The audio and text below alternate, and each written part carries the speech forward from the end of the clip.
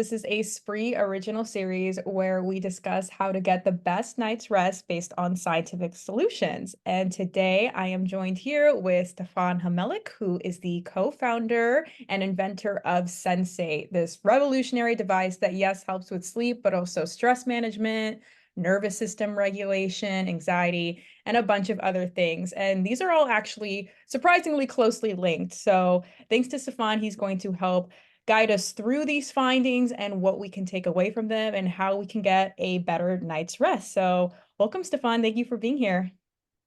Erica, thank you so much for inviting me on. It's a pleasure. Yeah, so to start, I'm just going to go over some of the recent trends that have happened with sleep. Now, like the average is like 5 hours of sleep, whereas really we should be aiming for 8 to 9 hours. So, Stefan, how did we get here? And why do you think so many of us are not getting or hitting the hours that we should with sleep? Yeah, I mean, it's such an interesting question, and it is such a global epidemic, isn't it, in developed economies. I think, like all modern epidemics, it's multifactorial. But if we consider what sleep is, that probably tells us some of the problem, doesn't it? So sleep obviously is when we feel safe enough to be able to slow down and stop and to recuperate and recover. And that's really what sleep does. It cleans the brain, it allows cellular regeneration to take place. And if we're not having enough, not just the number of hours, but the deep nature of sleep, then those things don't occur. And there are dramatic ramifications across pretty much every area of health, as you say. And so certainly part of the problem is the feeling of being driven in modern industrialized societies to do more and achieve more. And I think what we certainly see in some cases is almost a resentment against sleep. Like, I'll sleep when I'm dead. I think there's definitely some work to be done around developing an understanding, an appreciation, and a compassion for the vital nature of sleep in our routines. Most people, they know they need to eat properly, they need to move, they need to exercise, and they probably know they need to sleep. But really surrendering to that and allowing that to happen is an important part of the process. Yes, yeah, and I do agree that a lot of us we know we need to get more sleep and we kind of know the ways to get better sleep, right? Like you said, with diet and exercise, but then we're always chasing kind of like a bigger goal financially. Even just at my age, a lot of young people, they do say that phrase that you just said, I'll sleep when I'm dead. It doesn't have to do necessarily with work and like working hard, but in the younger demographic, it's about, okay, let's party hard and I'll sleep when I'm dead.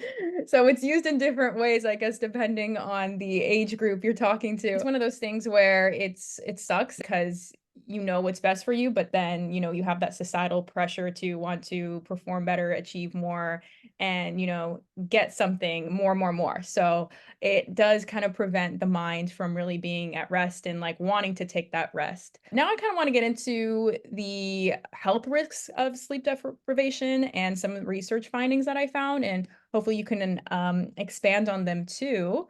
But yeah, like you said, what a lot of people don't realize is that when the body is at sleep, it performs a lot of vital functions, like from healing and repairing cells and strengthening the immune system. So when you take time away from that, you're also taking time away from your body and all its organs. And there was this study that was published that midlife and older adults with healthy sleep habits have a better chance of avoiding cardiovascular disease. This is because lack of sleep increases cortisol, which increases inflammation, and then in turn increases your risk of getting heart disease and having a stroke. And I know, Stefan, that your device works with vagus nerve activity, and this has been shown to help regulate heart rate variability. So can you explain the vagus nerve for our viewers, because many are probably not familiar with that, and also how it impacts the heart? Sure. I mean, yes, you would think that we'd recently discovered the vagus nerve rather than it being several 100 million years old, from the excitement that there is around it. And I think it's been rediscovered in a sense. Of course, it's always been there. Vagus means wandering in Greek. It's the longest nerve in the body. It starts in the brain stem, so it doesn't, not really in the upper brain. It passes through all the organs and goes right down to the pelvis. So it does kind of regulate everything that we're really interested in, particularly the autonomic nervous system. It's the largest branch of the autonomic nervous system of the body, actually. So all the kind of functions like heart rate, sweating, hormone control, hormone activity, peristalsis in the gut, and blood pressure, heart rate variability, all of this really is effectively downstream of the action of the vagus nerve. Mm. So the reason I am so obsessed with it is rather than focus on my blood pressure's high or my cholesterol's high or my hormones are out of balance, if you focus on improving vagal nerve tone, then everything downstream of that, which is, like I say, everything that we're actually interested in, will improve. So vagal, what does vagal nerve tone mean? So that's it's a way to describe what Stephen Porges, one of the the originator of polyvagal theory, calls autonomic flexibility. Okay. So it's the ability, and the way I like to think about that, it's the ability to roll with the punches, Okay. and it's an increase in your body's inherent anti-fragility, yeah, which is not the same thing as resilience. So we can be very resilient. Mm. But that only means we can take more damage. And, young people that don't sleep don't notice it so much because they can take more damage. They're more Mm. resilient on the whole. But anti-fragility means you actually get stronger as a response to stress. So Okay. really, that's the thing that we should be interested in improving. So now, if you've ever seen a tree on the side of a cliff, sort of bent out of shape by the wind, that's because it's developed anti-fragility because it's been in a very stressful environment. Mm. So in a weird kind of way, but quite an important way, too much comfort is the opposite of anti-fragility. If we're too comfortable, we become more fragile. So there's a number of metrics which people are aware of. You mentioned heart rate variability, which is the microscopic interbeat interval variations. And this largely came out of elite sports people because there is research to show that a better heart rate variability leads to increased stamina and better recovery time.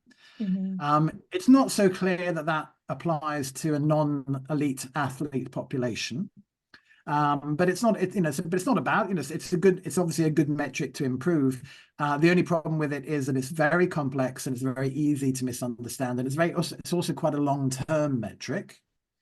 So, measuring it or doing something for HRV over a week or two doesn't really mean much. It's something you have to do consistently for months on end to really have much of an impact. And as I say, because vagus nerve activity regulates HRV and heart rate and everything else, and gut peristalsis, and therefore hormones and weight and brain activity and sleep, and inflammatory markers, then working on vagal nerve tone seems to make sense to me. And just Yeah. kind of one final point there about inflammation. I think what we can see when you dig down into hormonal stress hormone disruption, including, as you mentioned, cortisol, what you find underneath that is inflammation. So most of the chronic diseases that people are suffering from in developed countries are inflammatory diseases. Heart disease, cancer, diabetes, weight issues, pretty much all of them. So anything which has an effect on increasing pro-inflammatory markers is not good. And Mhm. one of the things your body does during sleep is to clean inflammation from the body, which is Mhm. one of the reasons it's so important. What you said earlier about it doesn't matter really if like you can take on a lot of stress, how there's a difference between being able to take on a lot of stress, but then actually able to respond better to that stressful environment you're in, that difference. Yeah. That was pretty fascinating because, yeah, like you said, young people like myself, I guess we don't really notice it because we are just able to take on more stress, but that's not necessarily a good thing. So thanks for sharing that. Yeah, you did mention diabetes, and I wanted to get into that because when a lot of people think about lack of sleep, they associate it with cortisol, right? I think that's just the most common hormone that is known. But also, what I found is that there's hormones ghrelin and leptin. I don't know if I'm saying those right, but those affect our appetite and they can also be impacted by inadequate sleep. Ghrelin, it increases appetite and that also increases when we lack sleep. So this increase in appetite leads to increased eating, especially sugary and sweet foods, and that could elevate blood sugar levels. Leptin and ghrelin are relatively recently discovered hormones. I love leptin and ghrelin. They sound like some kind of biblical monsters. But yes, they're the appetite and satiety, satisfaction hormones. They respond to stress and inadequate breathing and lack of sleep in the body, like everything else. All a domino effect. One thing affects all other areas of the body. But yeah, now I want to get into, the quality of life and how it affects our quality of life, aside from the health conditions, yes, and how it impacts the heart and weight and other things like that, but also the daytime impairments caused by poor quality of sleep. Obviously, you're going to feel really tired and groggy, but then this also affects your cognitive and performance, also how you are around other people. You're probably going to be more irritable. I know I am when I don't have a lot of sleep. There's also been some studies show that this can trigger hopelessness and depression. I wanted to know if, with you and your experience, if you've seen people come out of depressive episodes or just periods of feeling like they're very hopeless with your device, and if you have any, other findings, you can touch on that. Well, there's a good reason why sleep deprivation is used to break prisoners. Yeah, and as a form of torture, because we do become, our IQ dramatically drops after even one day of insufficient sleep. Cognitive performance crashes. The thing about human beings is we're not very logical. We are based much more on feelings and emotions, and that actually guides our decision-making process. Because otherwise, nobody would smoke and everyone would buy a pension, but we don't, right? Because it's too far down the line, and doing other things makes us feel good. So we eat for comfort, we behave in ways for comfort, we maybe miss some sleep because we're enjoying ourselves. So you have to look at all human behavior in light of the fact that it's how we feel about things rather than logic that drives the decision-making process. Because there's no doubt and there's no shortage of evidence that if you don't get enough sleep, you perform less well, that you are grumpier, and that your risk of certain things will increase. That's undeniable. So the question therefore becomes, okay, how do you change your attitude to that so that you can see the benefits and therefore want to sleep more? And I think probably the only way you can do that really is to experience the benefits of enough sleep. And you can obviously measure that, although there is evidence to suggest that people that measure their sleep worse because they become then anxious about sleep. And that they become anxious about the metrics in their sleep monitoring. So although you can use devices or apps to measure your sleep time and your sleep quality, it's not always clear that actually helps. Certainly one thing which is absolutely an issue is light.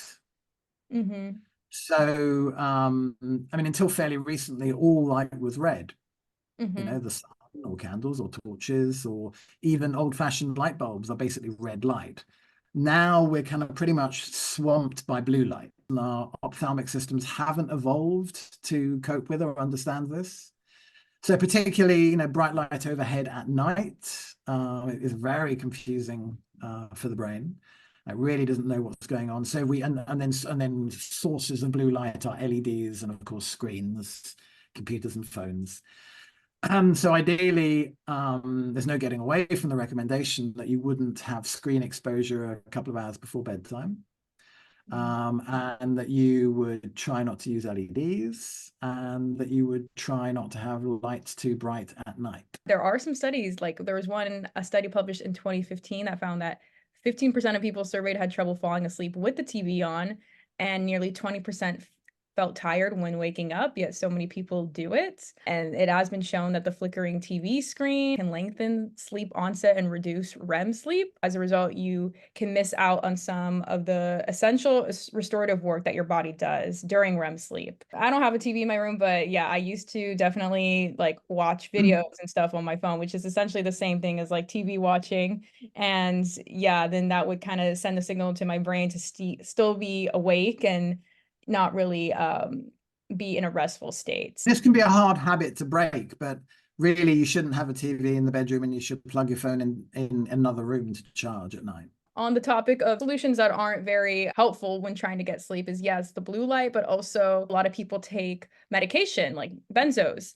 And these have been shown to be problematic because they can be addictive. It's also been shown to have problems with memory and attention long term. And they're usually not recommended for long term treatment for sleep problems, but a lot of people still do use them in the long term, and these come with side effects. People report constipation, diarrhea, daytime drowsiness, dry mouth, gas, headache, short attention span, changes in appetite, and sometimes a tingling sensation in the hands, the feet, and the arms. I'd like to know if you have other insights on prescription drugs and the negative impacts they have, and how your device also is a better, healthier solution. Yeah, I mean, very few drugs are designed or tested for long-term use. I mean, virtually all drugs, except for diabetes medications and things, thyroxine, etc., which aren't meant to be used continuously. The vast majority of drugs are meant to be for 1 month, maybe 2 months, 3 months, but that isn't how they're used, or indeed how they're prescribed. So it's not, nobody's blaming the user here, because really the doctor should be saying, well, this, you're only meant to have this for a month, and you've been taking it for 9 months or 6 months or 12 months or whatever. And prescribed drugs can offer fantastic opportunities to a short-term problem, including sleeplessness. If somebody for whatever reason, due to a traumatic incident or a shock in their life, and they can't sleep for a while, then a sleeping pill or something similar, an anti-anxiety med, can be very useful to create a short-term break in that pattern. There are other ways, of course, to do the same thing, but drugs can be used in that way, and they can be very useful. I think, exactly as you said, the issue and the risk is when they become habitual. Not only because there's addiction issues and health issues, but actually they also start to become less effective. So there's a very strong law of diminishing returns with nearly all drugs. Yeah, so the longer you take them and the more you take them, the less they work. And indeed, they can start to have the opposite effect. So a lot of, there was some research recently that showed a lot of antidepressants cause depression, and actually, really quite significantly increase the risk of suicide, for instance. So if you read the data sheets on the drugs, pretty much all of them have the capability to produce the exact symptoms that they're designed to treat. So they can be a useful solution, but they don't tend to be a long-term solution. But it's easy, right? It can be easy, and if you're suffering in some shape or form, it's very tempting to reach for the easiest and what you might think is the quickest solution. But it may not be the solution that you need longer term. With most common conditions, there is a more natural alternative, whether that's a supplement, something like magnesium in the case of sleep, or breathing and meditation using the technology that you mentioned, Sensate, to help you get to sleep, help you to relax and be less stressed and anxious. These things can work sometimes incredibly fast. They can also work in days. Sensate, well, the research we've done indicates that Sensate works in 10 minutes, actually, which is in fact quicker than most medications, and happily doesn't have any side effects. So we are what we do. So if we have good habits, that is the way our neurons and neural circuits become wired, and that becomes easier and more robust and more effective over time. If we have bad habits, then that's what becomes habitual and more robust over time as well. Yeah, and it's about also changing the routine in that habit loop too, because we all have our same triggers or our cues, and then like we were discussing earlier, a lot of people it's like the cue is a certain time of day. Okay, it's 10 p.m. or 11 p.m., time to go to bed. And then their routine is to scroll on their phone. And then their reward is like this sense of satisfaction that they're, they had some me time, I guess, before falling asleep. I need to really push people to change out that routine for something that is more healthy, more behavioral, like meditating, listening to music, to try Yeah, to but get it's that not. same It's reward. not. You have to acknowledge as well that it's not easy. Yeah. And the one thing that nobody really says enough about meditation is how hard it is, Hmm. and how long it takes to become proficient. To become any good at it. So people, it's very, people tend to give out the same advice. Exercise more, eat less sugar, meditate. And of course, if it was that easy, everyone would do it, right? You have to be with habits and habitual cycles. You have to break them very gently and carefully and with compassion and love. And because the more you break a habit, the easier it becomes. But if you start too big, then you'll fail, and then you'll just think, "Oh, I can't do this." So Hmm. you create a negative feedback loop about being helpless and not being able to make Hmm. changes. Hmm. Yeah, no, I agree with that. It's like same with goal setting, right? If you set too high of a goal and you can't achieve it, then you're not going to want to be proactive in even achieving the smaller goal because it's like, okay, I already feel like a failure. With me for meditating, I mean, I'm not even at a state where I can just meditate with stillness and silence. I really like guided meditations, and I need somebody who's narrating and guiding me, through this sensory experience and making me imagine like I'm in a forest in order for me to really like be attuned with it and get the most out of it. But yeah, I mean, I've been doing that for like a year and I'm still not a place where I could just sit still with my thoughts and just do a completely Well, silent. most people can't. And also, I think there's a misnomer about meditation, which is that what you're doing is emptying the mind, Mm, which you're not really. You're just noticing how full the mind is. I think it's also helpful to understand that virtually everybody is exhibiting the symptoms of trauma.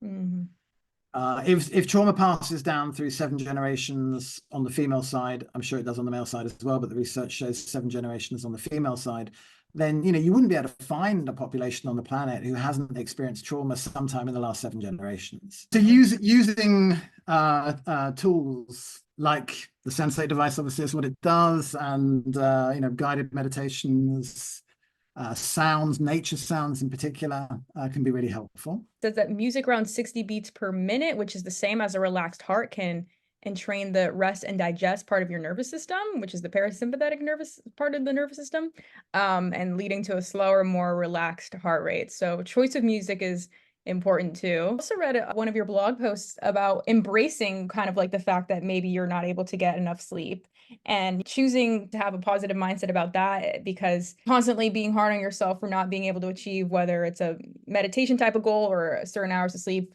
can be more harmful than actually just rendering. Yeah, I mean, I think if you can't get to sleep because your mind's too active, often it's better to actually get up. Rather than sit in bed for 2 or 3 hours, tossing and turning and getting more anxious and frustrated and not getting to sleep. Hmm. If you really know that you're not going to get to sleep because this happens, get up, go downstairs, read a book. Don't turn the TV on, but read a book for half an hour and then go back to bed. And hopefully at that point you'll fall asleep. So Hmm. you really want to try and associate the bedroom and the bed in particular with a number of things, but particularly with sleep.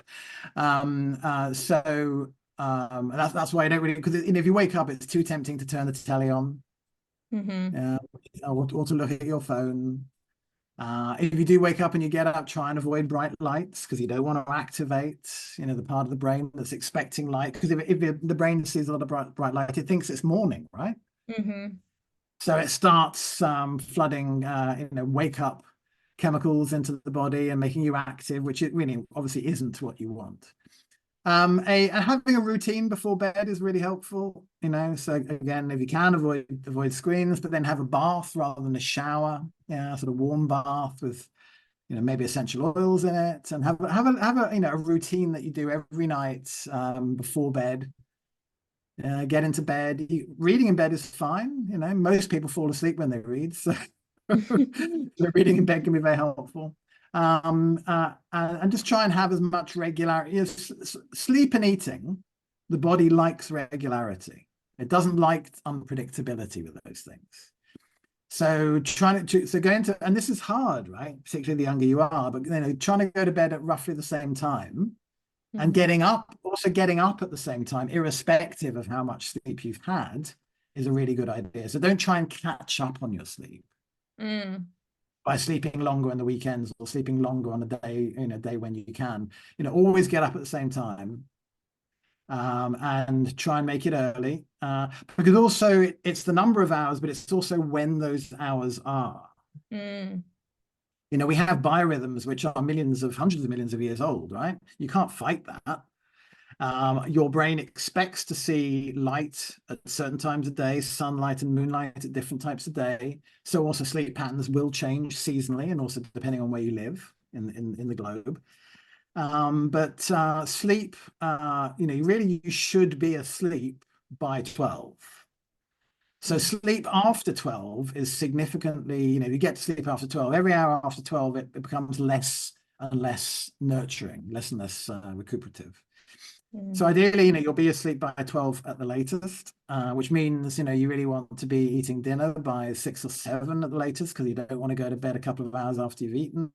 Mm. So, so if you start to look at the lifestyle holistically and as a whole, then everything gets involved in that. Your sleep hygiene, how you eat and when you eat, how you relax, and your work-life balance in general. So the blue zones, the 5 areas in the world where people live to be 100 much more Oh yeah, I commonly. saw that. One of the things that they do is they sleep enough. Mm. They do many things, and there isn't a blue zones diet, and you can't make a blue zones pill, thank heavens. But they do many things. They work outside, they have community, they cook together, they eat together, and they get up early and they go to bed early. Thank you so much for being a part of this discussion. And if you are interested in the Sensate device, we have it on Spree. Just go to spree.shop, type that into your browser, and you will find it there on the Discover page because it is part of our trending products. So thanks again, Stefan. And yeah, thank you for your time. You're very welcome. An honor to be here.